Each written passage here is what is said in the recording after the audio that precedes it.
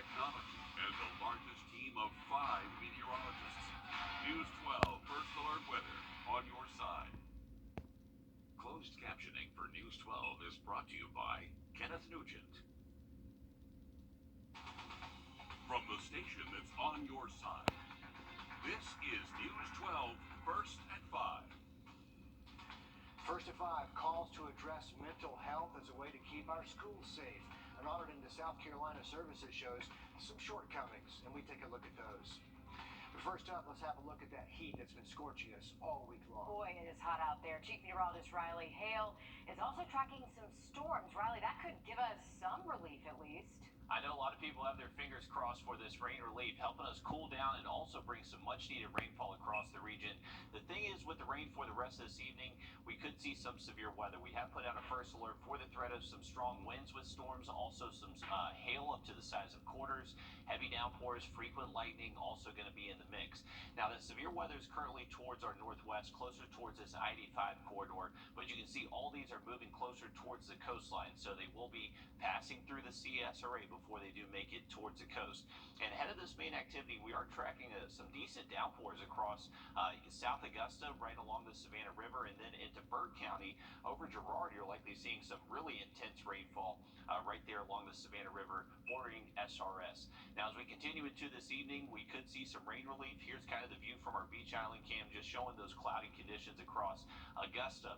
Unfortunately, haven't hit Bush Field. They're still at 94, feeling like 108. But if you do have plans into this evening, temperatures will be dropping as we head into tonight. Luckily, the weekend looks fantastic. We'll have an update on that forecast in just about 10 minutes. All right, thank you, Riley. No word if heat was a factor in the death of a homeless man on Washington Road under the I-20 overpass. Deputies were called to that very busy area early this morning after reports he was unresponsive. The coroner does not suspect foul play, but an autopsy is planned for next week. We're told the man was sleeping on the sidewalk under the bridge. As Juneteenth approaches, foot traffic in downtown Augusta will increase, and with back-to-back shootings last weekend, some business owners telling us they're putting safety at the forefront. Trevor Speed has been working downtown since 2017. He says crime is not as bad as it was 5 years ago, but he still expects his staff to be on their toes. We all know working downtown what to expect.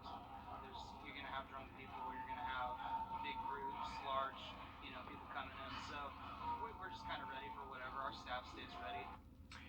Lisa Lyons spent some time speaking with other downtown businesses, and coming up here on News 12 at 6 o'clock, we're going to hear from more of them as they step into an eventful weekend in downtown Augusta.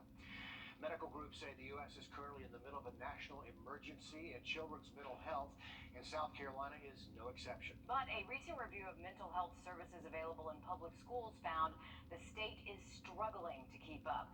State House reporter Mary Green explains what else the audit found and what's being done about it. That audit into school mental health services came at the request of Governor McMaster earlier this year.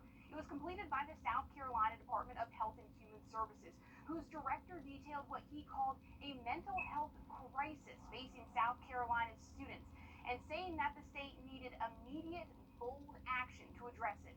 We've seen a growing need for mental health services with children in the state, and we've seen fewer counselors available. The statewide audit found mental health services are currently available in fewer than half of South Carolina's public schools, at a ratio of 1 counselor for roughly every 1,300 students.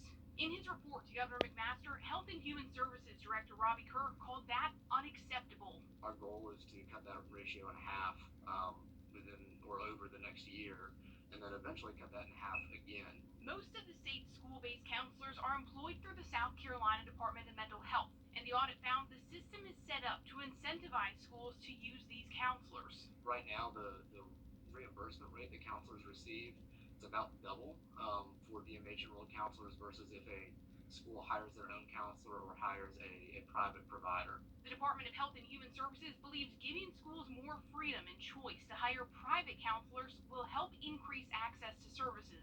Among its recommendations to improve these services, it plans to eliminate those rate disparities with increased rates for non-DMH counselors set to go into effect July 1st. There are counselors out there now that can provide that service, but that don't because of that rate disparity. It also recommends using telehealth to increase access to services and considering a 3-year 2-year phase-in to require school counselors be fully licensed.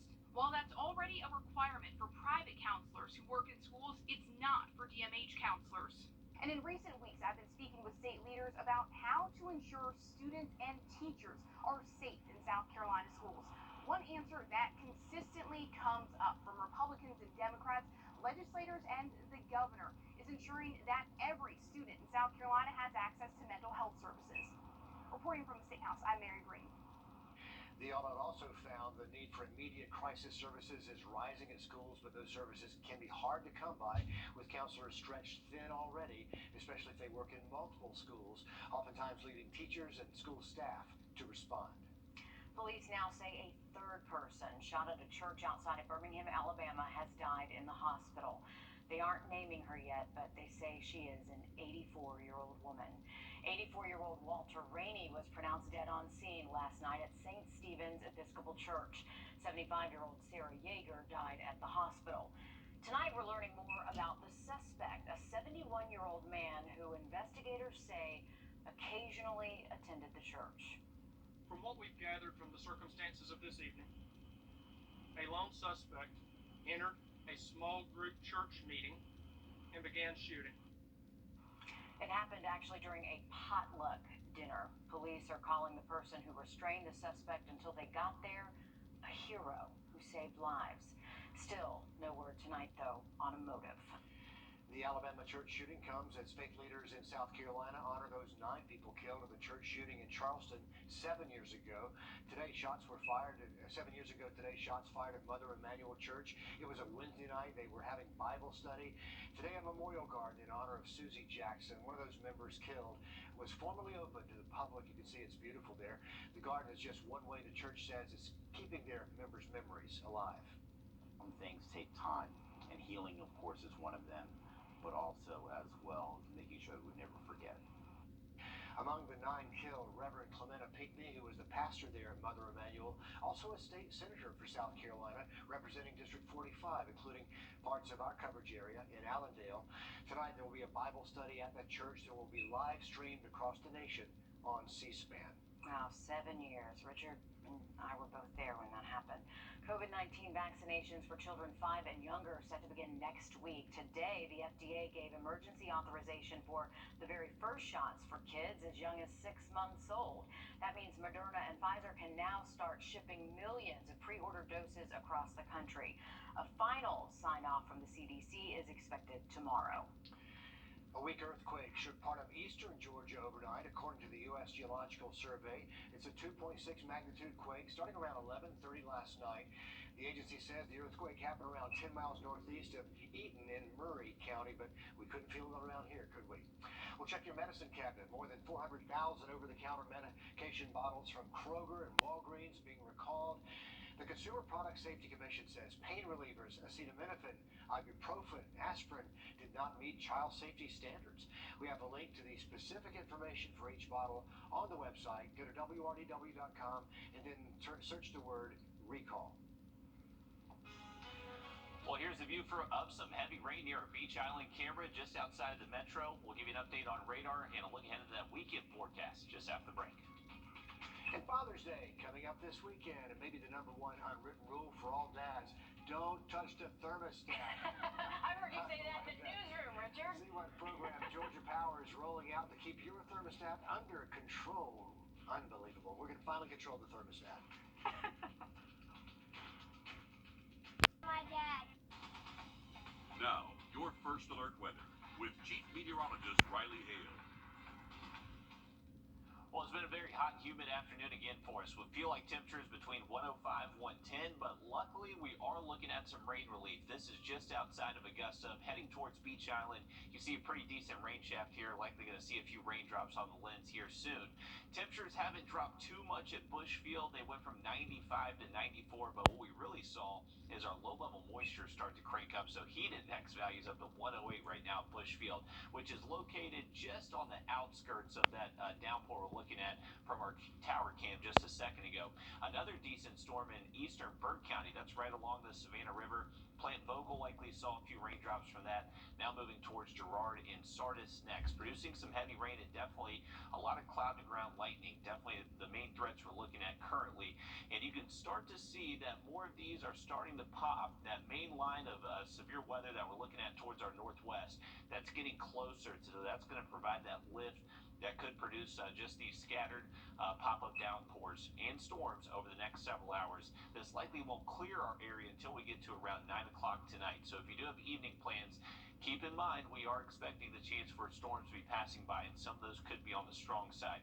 Strong wind gusts, large hail, the main threats we're looking at for those severe storms, and it is still very hot and humid, so definitely take it easy if you're working outside. These showers and storms, the coverage of them will just expand across the area as that wave gets closer towards us. This between, say, 7, 8 o'clock, you can see most of us seeing pretty decent rain chances across the area. It may not look exactly like that, but a decent chance that most people in the CS already do see a passing storm by around 9 o'clock.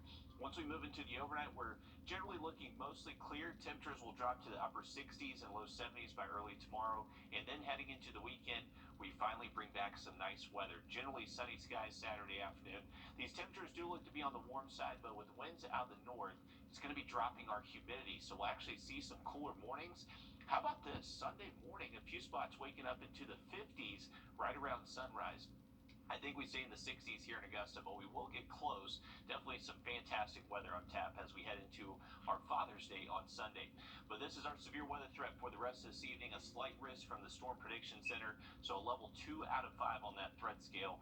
And if you do have plans maybe to head to SRP Park tonight, they do have first pitch at 7:05. There is going to be the opportunity for some storms right around first pitch, but as we continue later into the game, it will dry out. But really nice weather for both games this weekend. First pitch is 6:05 Saturday, and then that Sunday game starts just after 1:30. And then our morning temps going to start feeling much better. Waking up Sunday, low 60s, upper 50s by early Monday morning, and then we do start to see that heat crank up again heading into next week. Most of us still feeling like well over 100, but as these storms do start to pop up, they'll push out that rain-cooled air and hopefully cool us off for the rest of this evening.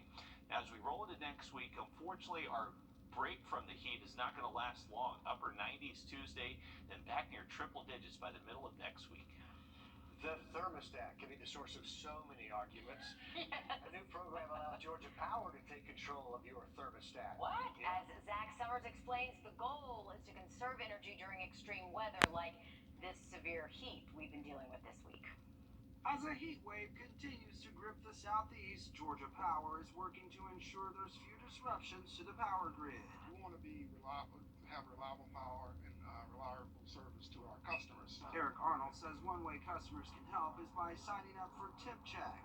It allows Georgia Power to manage your smart thermostat through Wi-Fi, either turning it up or down a few degrees depending on the season. This program is more of a way to, one, lower usage through behaviors, but also lower demand on our system without the need for the utility to really do anything different. When it's really hot out, the utility company adjusts temperatures between 2 and 7 p.m. for up to 4 hours. However, customers are given a 24-hour notice and decide whether to accept or opt out. And so if they're getting to the point doing a demand response event, they can override the settings. And so I'm a little hesitant about doing stuff like that. Austin King has a Nest thermostat in his house.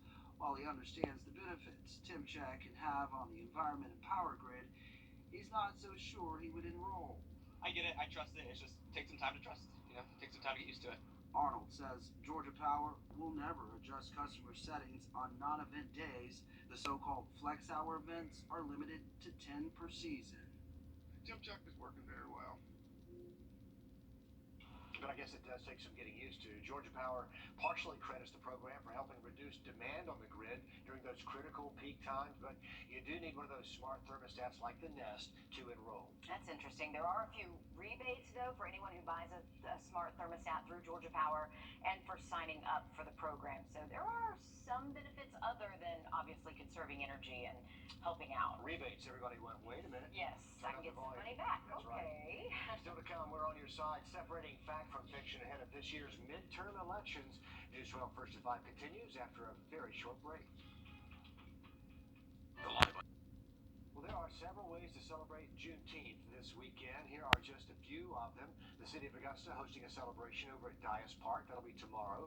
Also tomorrow, a mega festival in North Augusta, out close to exit 5.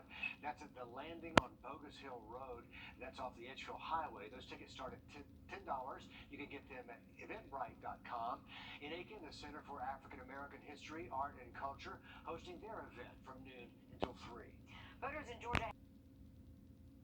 And again, election day for the primary runoffs coming up Tuesday, June 21st. Midterm elections on the state and federal level, they roll around November the 8th. Well, Max radar really starting to pop across the region. We're tracking a number of severe thunderstorm warnings all around the CSRA. I have another update for you just after the break. Well, we are looking at decent storm coverage off towards our northwest. A very long, extending severe thunderstorm warning stretching across most of the upstate of South Carolina towards Columbia. This main wave is diving south and east, so trying to make its way towards the coastline. We are already starting to see a few showers and storms pop in the CSRA ahead of this main line, but this is going to be in our forecast at least through around 9 o'clock tonight. So if you do have any evening plans, we are seeing those showers and thunderstorms starting to expand in coverage. Just kind of popcorn-like look to them right at the moment in the central CSRA. They are popping up around Augusta though, so hopefully you do see some rain over your yard. I know a lot of our grass definitely needs a good soaking, and that is looking likely for most of us as we continue into this evening. We do dry out again for the weekend though, mostly dry and luckily lower humidity, low 90s for Father's Day on Sunday, then waking up in the 50s by early Monday morning. Riley, thanks very much. The news continues right here, first at 5 after a short break. Join us right here.